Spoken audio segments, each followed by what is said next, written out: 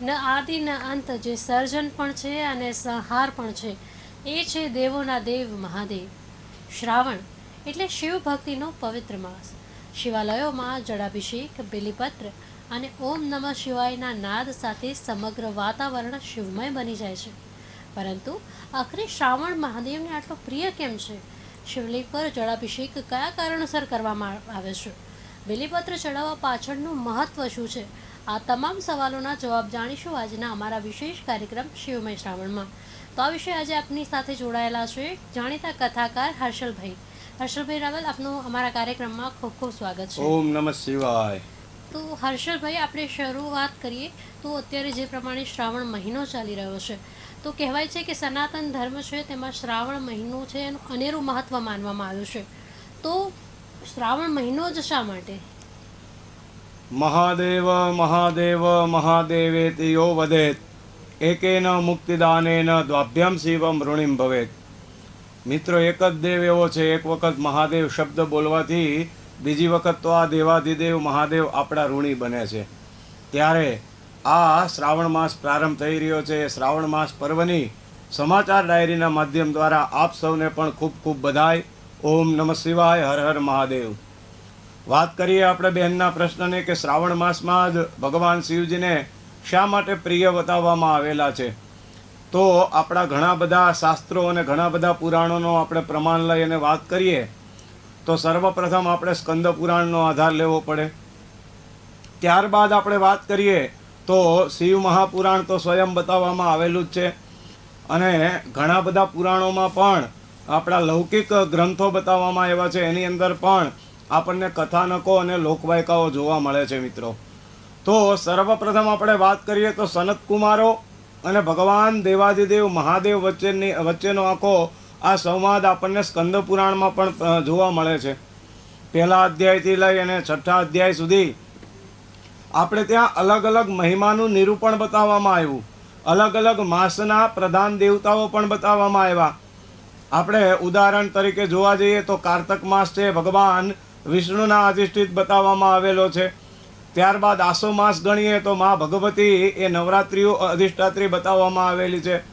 ભાદરવાની અંદર આપણે ભગવાન ગણપતિ અને પિતૃની આરાધના કરીએ છીએ. અને શાસ્ત્ર તો એવું કહે છે કે દરેક દેવતાઓનો એક એક દિવસ કે એક એક રાત્રિ આવે છે. પરંતુ આ એક જ દેવ એવો છે કે જેનો સંપૂર્ણ માસ બતાવવામાં આવ્યો છે. અને આપણે ત્યાં પૂર્વકાળની અંદર જોવા જઈએ તો દરેકે દરેક માસના નામ છે ને એ આપણે ત્યાં નક્ષત્ર આધારિત બતાવવામાં આવેલા છે. તો એ નક્ષત્ર આધારિત જ્યારે શુદ્ધ પૂર્ણિમા હોય છે, પૂર્ણિમાની આજુબાજુનો સમય આપણે ત્યાં શ્રવણ નક્ષત્ર યુક્ત હોય છે. અને એટલા માટે થઈને પૂર્વકાળની અંદર બ્રાહ્મણો જનોય બદલાવતા હતા, એને આપણે ત્યાં શ્રાવણી તરીકે ઓળખવામાં આવતું. તો શ્રવણ નક્ષત્ર ઉપરથી જ્યારે આ માસનું નિરૂપણ નામ બતાવવામાં આવ્યું છે શ્રાવણ માસ. અને પૂર્વકાળમાં આપણે બધા જ જોઈએ છીએ કે એ ઘણી બધી લોકવાયકાઓ પણ આપણને જોવા મળી છે કે આ માસના કોઈ પણ અધિષ્ઠાતા નહોતા, ત્યારે ભગવાન દેવાધિદેવ મહાદેવ સ્વયં આવી અને એવું કહેવાય છે કે આ 12 માસની અંદર જે શ્રાવણ માસ રહેલો છે એ શ્રાવણ મહિના દરમિયાન ભગવાન દેવાધિદેવ મહાદેવ એ પોતાના ગણો, પોતાના આયુધો અને પોતાના વાહનોની સાથે એ પૃથ્વીલોકની ખૂબ નજીક બતાવવામાં આવેલા હોય છે. અને એ પૃથ્વીલોકના નજીક રહેવાના કારણે થઈ આપણે બધા જ શ્રાવણ માસમાં ભગવાન દેવાધિદેવ મહાદેવની શિવ ભક્તિ છે એ આપણે વધારે પ્રમાણમાં કરીએ છીએ. કારણ કે નજીક હોવાના કારણે થઈ આપણું કરેલું જે કાર્ય છે એ ભગવાન દેવાધિદેવ મહાદેવ નજીક હોવાના કારણે એનો સ્વીકાર કરે છે. અને આગળ તો ઘણી બધી લોકવાયકાઓ પણ બતાવવામાં આવેલી છે. તો મુખ્યતઃ જોવા જઈએ તો એ કોઈ પણ માસ દેવતાઓનો અધિષ્ઠાત નહોતો. એ સમયે સ્વયં ભગવાન દેવાધિદેવ મહાદેવે કહ્યું કે આ શ્રાવણ માસને આજથી હું ગ્રહણ કરું છું. અને એટલા માટે થઈને જ ભગવાન દેવાધિદેવ મહાદેવને એ 12 મહિનામાં સૌથી શ્રેષ્ઠ અને સૌથી વધારે પ્રિય માસ જો કોઈ હોય તો એ શ્રાવણ માસ મિત્રો બતાવવામાં એ આવેલો છે.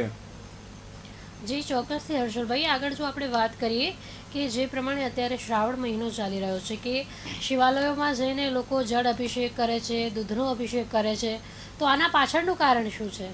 બહુ શ્રેષ્ઠ વાત કહી શકાય બેન કે અભિષેકનું કારણ શું. જી. આપણે ત્યાં મુખ્યતઃ અલગ અલગ દેવતાઓને અલગ અલગ વસ્તુ, અલગ અલગ દ્રવ્ય એ પ્રિય બતાવવામાં આવી છે. જી. અને આમ પણ આપણે ત્યાં એવું પણ કહેવાય છે કે જે વ્યક્તિને જે વસ્તુ પસંદ હોય, જે પ્રિય હોય, જે ગમતું હોય એને અર્પણ કરો તો એ વધારે પ્રસન્ન થાય ને. જી. બસ એ જ ભાવ મિત્રો અહીંયા બતાવવામાં આવ્યો છે. શાસ્ત્રમાં એક શ્લોક છે કે અલંકાર પ્રિયો વિષ્ણુ જલધારા શિવ પ્રિય નમસ્કાર પ્રિયો ભાનુ મોદક વિપ્રાણામ પ્રિય વિપ્રાણામ મોદક પ્રિય. એવું કહેવાય છે કે ઠાકોરજીને પ્રસન્ન કરવા હોય, ભગવાન કૃષ્ણને કે ભગવાન વિષ્ણુને પ્રસન્ન કરવા હોય ને મિત્રો, તો અલગ અલગ પ્રકારના આપણે ત્યાં અલંકારો એને અર્પણ કરવામાં આવે છે. પુષ્ટિ સંપ્રદાયની અંદર તો મંગળાથી લઈ અને શયન સુધીના અલગ અલગ પ્રકારના અલંકારો છે. લાલાને લાડ લડાવવા માટે થઈ અને ઘણા બધા પ્રકારના અલગ અલગ અલંકારો જ્યારે ઠાકોરજીને અર્પણ કરો છો તો એ ઠાકોરજી પ્રસન્ન થાય છે. અલંકાર પ્રિયો વિષ્ણુ. પણ આ ભગવાન દેવાધિદેવ મહાદેવને શું પ્રિય છે? તો કે જલધારા શિવ પ્રિય. આ ભગવાન મહાદેવ પાસે આ એક જ દેવ એવો છે કે જેને મહાશબ્દથી સંબોધન થાય છે. અને મિત્રો, સમાચાર ડાયરીના માધ્યમ દ્વારા આજે કહેવા માંગીશ કે સર્વોપરી જો કોઈ હોય ને તો એ સર્વોપરી દેવાધિદેવ મહાદેવ છે. એટલા માટે થઈને જ એની દરેક વસ્તુની આગળ મહાશબ્દથી આપણે સંબોધન કરીએ છીએ. ભગવાન દેવના જે પત્ની છે, અર્ધાંગિની છે ને, એને પણ આપણે દેવી નથી કહેતા, એને મહાદેવી કહીએ છીએ.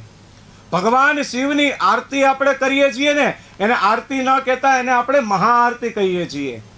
ત્યારબાદ આગળ જઈએ તો ભગવાન દેવાધિદેવ મહાદેવની રાત્રિ આવે, એ રાત્રિને પણ આપણે મહાશિવરાત્રિ તરીકે ઓળખીએ છીએ. તો ટૂંકમાં કહેવાનો મતલબ કે મહાશબ્દથી સંબોધન થતું હોય એવો દેવ જો કોઈ હોય તો શાસ્ત્ર સંમત એક જ દેવ છે અને એ છે મહાદેવ.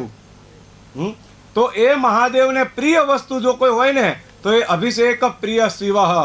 ભગવાન દેવાધિદેવ મહાદેવને આપણે ત્યાં વૈજ્ઞાનિક નિયમ પણ બતાવવામાં આવ્યો છે. કારણ કે ભગવાન દેવાધિદેવ મહાદેવ એક જ દેવ એવો છે કે જેના બે સ્વરૂપો વર્ણવવામાં આવ્યા છે. એક સાકાર સ્વરૂપ છે, જ્યારે બીજું નિરાકાર સ્વરૂપ બતાવવામાં આવ્યું છે. અને મુખ્યતઃ ભગવાન દેવાધિદેવ મહાદેવનું લિંગ સ્વરૂપ એટલે કે નિરાકાર સ્વરૂપ બતાવવામાં આવ્યું.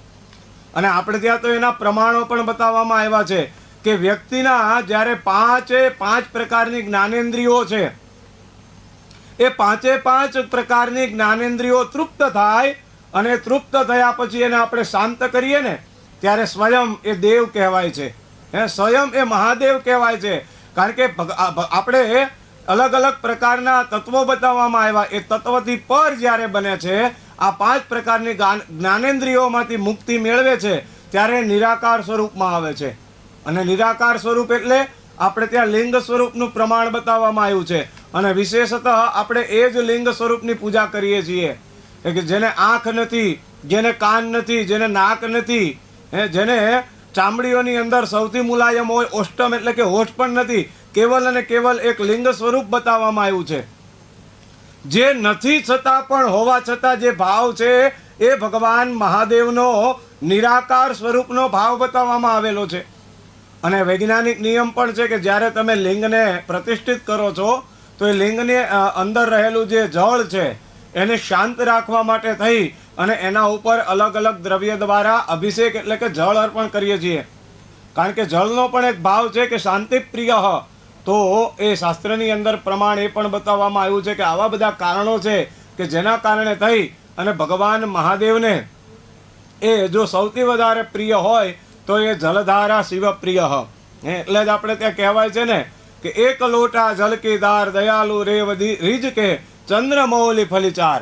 આ ભગવાન મહાદેવ પાસે તમે જાઓ, એને કાંઈ અર્પણ કરો કે ન કરો મિત્રો, પરંતુ કેવલ અને કેવલ ઓમ નમઃ શિવાય, ઓમ નમઃ શિવાય બોલી અને એક તાંબાનો કળશ જલ તમે એને અર્પણ કરો ને તો એક લોટા જલની સામે એ ભગવાન ચપટે ભભૂત મેં હે ખજાના કુબેર કા આપણને ઘણું બધું અર્પણ એ કરતા હોય છે.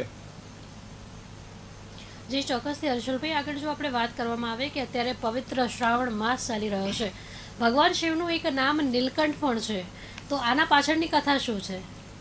નીલકંઠ આમ તો ભગવાન દેવાધિદેવ મહાદેવના બેન ઘણા બધા નામો બતાવવામાં આવ્યા છે. જી. હે જેમ ભગવાન ઠાકોરજીના નામ છે, વિષ્ણુ સહસ્ત્ર નામ બતાવવામાં આવેલા છે, એવી જ રીતના શિવ સહસ્ત્ર નામ પણ બતાવવામાં આવેલા છે. હે અને એવું કહેવાય છે કે ભગવાનના ભોળાનાથ છે, મહાદેવ છે, શિવ છે, રુદ્ર છે. એમાં આપે વાત કરી કે ભગવાન મહાદેવને નીલકંઠ શા માટે કહેવાય છે, તો નામની અંદર જ એનો અર્થ બતાવવામાં આવેલો છે. બે શબ્દ અહીંયા જોડવામાં આવેલા છે. નીલ એટલે નીલ વર્ણ, અને ગુજરાતીમાં સાવ આપણે વાત કરીએ ને તો લીલા રંગનું દ્રવ્ય છે એને લીલું, એને નીલ તરીકે ઓળખવામાં આવે છે. અને કંઠ એટલે કે ગળું, જેનું ગળું એ નીલ વર્ણનું બન્યું છે. અને જ્યારે ભગવાન મહાદેવનું કંઠ, ભગવાન મહાદેવનું ગળું નીલ વર્ણનું બન્યું ત્યારે બધાએ જોયું, અને એટલા માટે થઈ ત્યાં રહેલા જે કોઈ દેવતાઓ હતા, જે કોઈ અસુરો હતા, એ બધાએ એ નીલકંઠ, એ પોતાનું કંઠ નીલ વર્ણનો થવાના કારણે થઈ બધાએ જય જયકાર કર્યો હતો કે નીલકંઠ મહાદેવ કી જય. અને એ વાત આપણે જો જોવા જઈએ તો સમુદ્ર મંથનની વાત છે. દેવો અને દાનવો દ્વારા જે તે સમયે સમુદ્ર મંથન થયું, અને સમુદ્ર મંથન તો ખરેખર જોવા જઈએ તો મિત્રો અમૃત માટે જ થયું હતું. પરંતુ આ દુનિયાનો નિયમ છે, અમૃત માટે થઈ અથવા તો સફળતા પ્રાપ્ત કરવા માટે થઈને તમે કોઈ કાર્ય કરશો તો સર્વપ્રથમ તમારે અસફળતા, નિષ્ફળતા એનો સામનો કરવો પડશે ને કરવો પડશે. કારણ કે આ આદિકાળથી ચાલ્યું આવ્યું છે.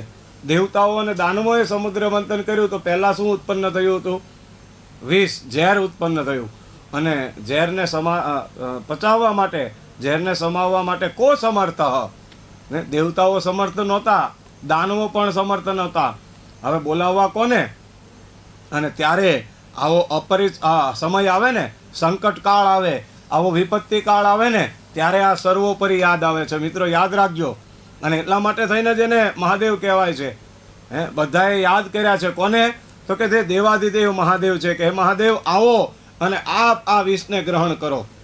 અને પછી આપણે બધા જ જાણીએ છીએ કે ભગવાન મહાદેવે જે કાંઈ સમુદ્ર મંથનમાંથી આ વિષ એટલે કે ઝેર ઉત્પન્ન થયું હતું, એ વિષને પોતે પાન કર્યું છે.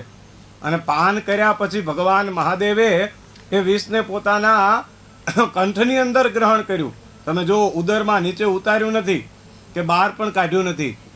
તો આના દ્વારા એક આપણને આજના સમયની અંદર એ પણ સમજ મળે છે કે આજના સમયમાં અમુક ઘૂંટડાઓ મિત્રો મારા ને તમારા જીવનમાં એવા હોય છે ને કે જેને આપણે નીચે પણ નથી ઉતારી શકતા, એને આપણે બહાર પણ નથી કાઢી શકતા. અને એ ઝેર જ્યારે પીધું, એ ઝેર પીવાના કારણે થઈ ભગવાન મહાદેવનું કંઠ છે એ શ્વેત વર્ણમાંથી ધીરે ધીરે ધીરે કરી અને નીલ વર્ણ થવા લાગ્યું.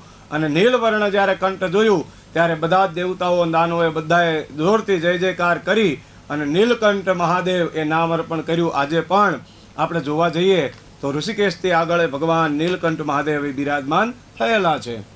જી ચોક્કસથી શાસ્ત્રીજી, આગળ આપણે વાત કરીએ કે અત્યારે જે પ્રમાણે શ્રાવણ મહિનો ચાલી રહ્યો છે, ભગવાન શિવની આરાધના છે જે દરેક ભક્તો કરી રહ્યા છે. આ મહિનામાં ઉપવાસનું પણ એટલું મહત્ત્વ માનવામાં આવ્યું છે, તો ધાર્મિક અને વૈજ્ઞાનિક દ્રષ્ટિએ આપણે જોવા જઈએ તો આનું કેટલું મહત્ત્વ છે? વૈદિક મહત્વ અને વૈજ્ઞાનિક મહત્વ બંનેની સાથે આપણું શાસ્ત્ર છે ને સમન્વય બતાવવામાં આવેલો છે બેન. વૈદિક તો આપણું મહત્વ છે જ કે તમે જ્યારે કોઈ પણ વ્રત, જપ, તપ, અનુષ્ઠાન, પૂજા ઇત્યાદિ કાર્ય કરો છો ત્યારે અનાજ ગ્રહણ ન કરવાનો પણ એક ભાવ બતાવવામાં આવેલો છે. શું કામ?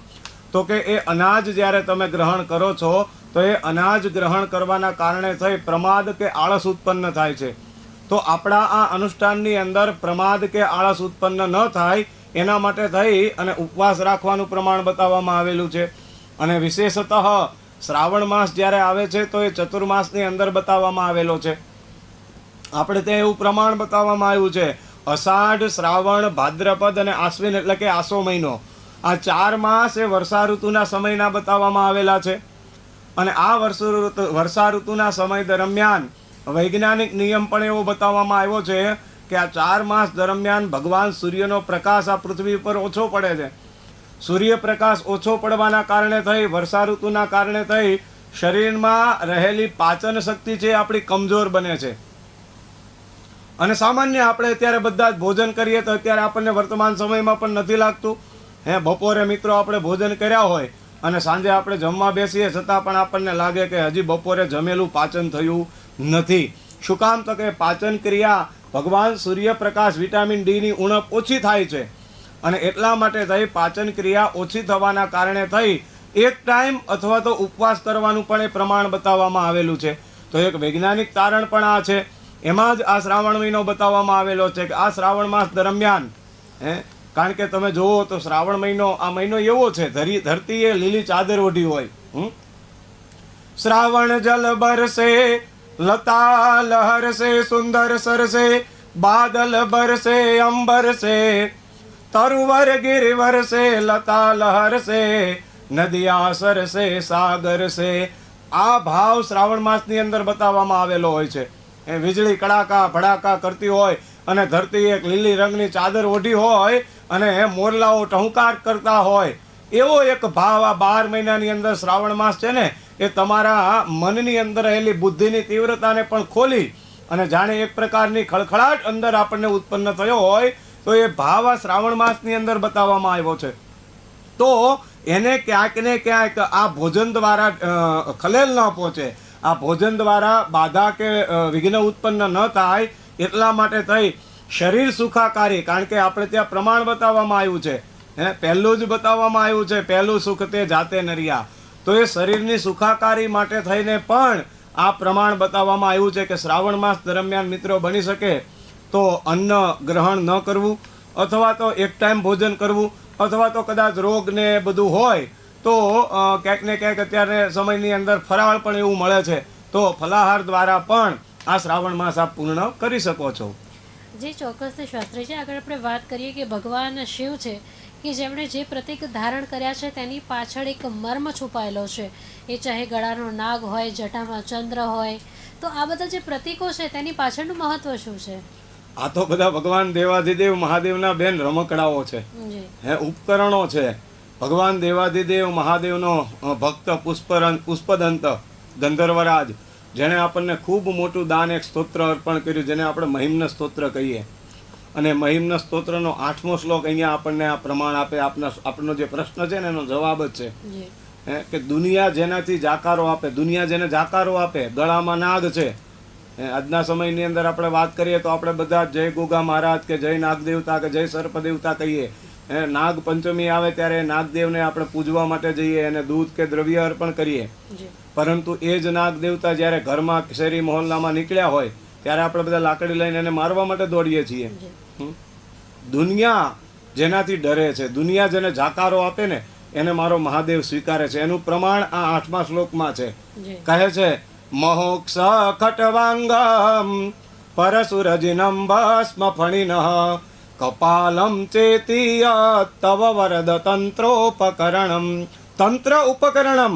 હે ભગવાન મહાદેવ, આપ આવા તો ઉપકરણો રાખો છો. કેવા? તો કે મહોક્ષ, બળદ, નંદિકેશ્વર. બળદની અંદર, વૃષભની અંદર જેવી તેવી તાકાત છે મિત્રો. 10 હાથી ભેગા થાય અને એની અંદર જે બળ ઉત્પન્ન થાય ને એ બળ એક નંદિકેશ્વરમાં છે. પણ એક ખેડૂતે બળદને બાંધ્યો હોય ને તો એ શ્રદ્ધા અને વિશ્વાસ સાથે કે મારા માલિકે મને અહીંયા બાંધ્યો છે, અહીંથી મારે છોડાવાય નહીં. એવા એક નહીં 100 દોરડાઓ છોડીને બળદ નીકળી જાય. અને એ ભગવાન નંદિકેશ્વર ભગવાન મહાદેવનો એક અવતાર પણ માનવામાં આવે છે અને એનું વાહન પણ માનવામાં આવે છે. પછી એવું કહેવાય કે પરશુ હાથની અંદર ત્રિશુલ ધારણ કર્યું છે. ભગવાને કંઠની અંદર ભુજંગ કહેતા સર્પ ધારણ કર્યો છે. ત્યારબાદ ભસ્મ ફણીનઃ, કપાળ ઉપર જેમણે ભસ્મ ધારણ કરેલી છે. આ તો ભગવાન દેવાધિદેવ મહાદેવનો શૃંગાર બતાવવામાં આવ્યો છે. આ બધો આપણો શૃંગાર બધો કેવો છે એ તો આપણે બધા જાણીએ જ છીએ.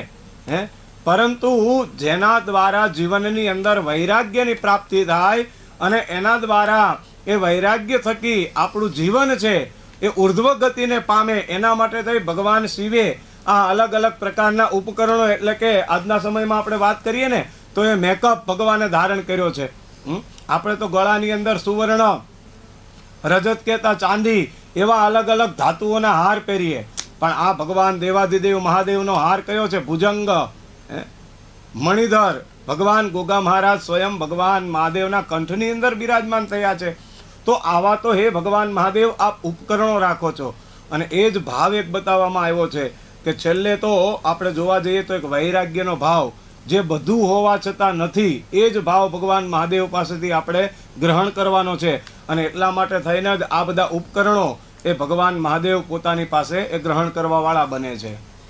જી શાસ્ત્રીજી, તો અત્યારે જે પ્રમાણે બધા શિવાલયોમાં જઈને પૂજા કરી રહ્યા છે, તો ભક્તો છે કે શ્રાવણ મહિનામાં ભોળાનાથની પૂજા કઈ રીતે કરવે અને એમને રીઝવે કઈ રીતે?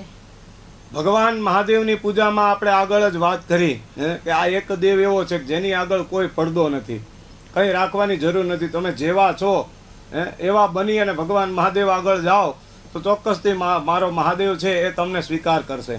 અને ભગવાન મહાદેવના પરચા ઘણા બધા છે મિત્રો, એના પરચા એ કહેવાના ન હોય, કારણ કે આ તો આદિ ન અંત. આનો કોઈ આદિ પણ નથી અને આનો પણ કોઈ અંત પણ નથી. શાસ્ત્રમાં તો મહિમ્નમાં પણ પ્રમાણો બતાવવામાં આવ્યા છે, ઘણા બધા પ્રમાણો આપણને આગળ પણ જોવા મળેલા છે. તો ભગવાન મહાદેવની પૂજા કરવા માટે જાઓ, હા ચોક્કસ પૂજાના જે નિયમો હોય અથવા તો વ્રત જપ કે તમે અનુષ્ઠાન કરો છો, તો એ વ્રત જપ અને અનુષ્ઠાનની અંદર આપણા શાસ્ત્ર આધારિત અમુક નિયમો બતાવવામાં આવ્યા છે. ત્યારે ભગવાન મહાદેવના શિવાલયમાં જઈને આપ પૂજા અર્ચના કરો છો, અથવા તો ઘણા બધા લોકો શ્રાવણ માસ દરમિયાન પોતાના ઘરની અંદર પણ મહાદેવને બિરાજમાન કરી અને મહાદેવની પૂજા કરતા હોય છે. તો સર્વપ્રથમ મહાદેવને તમે અલગ અલગ પ્રકારના દ્રવ્ય દ્વારા અભિષેક કરી શકો છો. એ અભિષેકનું પણ એક આગવું મહત્વ છે. કયા દ્રવ્યથી કયો અભિષેક કરવામાં આવે તો એની અંદર કેવા ફળની પ્રાપ્તિ થાય છે એનું પણ મહાત્મ્ય બતાવવામાં આવ્યું છે. પંચામૃતથી ભગવાનને મહાદેવને સ્નાન કરાવો, ત્યારબાદ ભગવાન મહાદેવને વસ્ત્ર અર્પણ કરો. સરસ મજાના સુગંધિત દ્રવ્યો છે, ધૂપ દીપ નૈવેદ્ય ભગવાન મહાદેવને અર્પણ કરી અને મહાદેવ જેવા બનકર દેવમ ભૂતવા યજેત દેવમ. શાસ્ત્રો તો એવું કહે છે સાહેબ કે કદાચ તમે મહાદેવની પૂજા અર્ચના ન કરો અને આ શ્રાવણ મહિનાની અંદર ખાલી મહાદેવ જેવો શૃંગાર તમે ધારણ કરો ને, ધોતી પહેરો, ત્યારબાદ ઉપવસ્ત્ર ધારણ કરો, કંઠની અંદર કપાળની અંદર ભસ્મ ધારણ કરો, રુદ્રાક્ષ પહેરો અને કેવલ અને કેવલ જ્યાં બેઠા છીએ, જે પરિસ્થિતિમાં બેઠા છીએ ત્યાં ઓમ નમઃ શિવાય ઓમ નમઃ શિવાય મંત્રના જપ કરીએ ને, તો શાસ્ત્રનો આ પ્રમાણ છે કે તમને 2 ઘડી તો તમારા હૃદયની અંદર આત્માની અંદર પણ એ ભાવ જાગૃત થશે કે હું પણ સ્વયં મહાદેવનો ભક્ત છું. આ મહાદેવની એક મોટી લીલા છે. કરી તો જુઓ મિત્રો એક વખત, તો એ જ ભાવ બતાવવામાં આવેલો છે કે આપણી જે સહજતા અને આપણી જે સરળતા છે, એ સહજતા અને સરળતા દ્વારા જ આપણે પણ આ શ્રાવણ માસ દરમિયાન ભગવાન દેવાધિદેવ મહાદેવની પૂજા અને અર્ચના દ્વારા જે કાંઈ 4 વર્ગની પ્રાપ્તિ બતાવવામાં આવી છે એને ચોક્કસથી આપણે પ્રાપ્ત કરીએ. જે ચોક્કસથી શાસ્ત્રીજી, આપ અમારી સાથે આ ચર્ચામાં જોડાયા અને અમારા દર્શકોને શ્રાવણ માસ વિશે આટલી સુંદર માહિતી આપી તે બદલ આપનો ખૂબ ખૂબ આભાર. હર હર મહાદેવ, ધન્યવાદ. જ્યારે શ્રાવણ મહિનો ચાલી રહ્યો છે ત્યારે અમારા દરેક દર્શકો છે તેમના જીવનમાં સુખ શાંતિ અને સમૃદ્ધિ લાવે તેવી પ્રાર્થના સાથે હાલ મને આપશો રજા. હર મહાદેવ.